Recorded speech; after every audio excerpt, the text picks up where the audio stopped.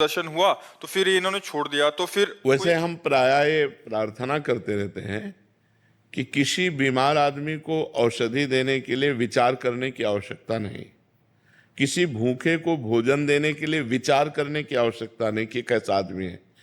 कोई एक्सीडेंट हो गया है, कोई ऐसी परिस्थिति, उस समय धन खर्चा करने के लिए विचार करने की आवश्यकता नहीं, लेकिन ऐसे मांगने वालों को धन देने में विचार करने की आवश्यकता है। वो तुमसे 10-10 रुपए एकत्रित करके शाम के शराब पिएगा, मांस खाएगा, बेविचार करेगा, गंदे आचरण करेगा, तो आपको भी नरक जाना पड़ेगा। धन देने के लिए हमको बहुत विचारवान होना चाहिए, हमारे धन का प्रयोग कैसा होगा, इसलिए पात्र देखकर धन का दान किया जाता है। धन ऐसे नहीं कि बैठे हुए हैं बांट रहे, वो शाम के शराब पिएंगे, गंदे आचरण करेंगे, तो फिर वो हमारी दुर्गति हो जाएगी।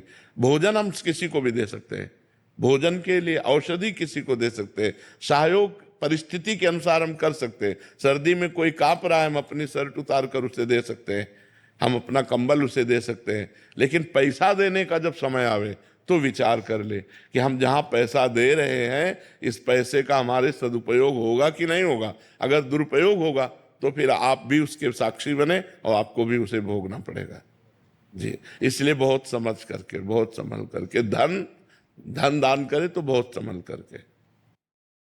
शिल्पा जी, राधे राधे महाराज जी। महाराज जी कह रहे हैं कि जब भी कुछ अच्छा होता है तो मन में विचार आता है कि चलो अच्छा काम किया, मेरे पाप धुल गए इन्होंने जैसे, तो ये ऐसा विचार करना ठीक?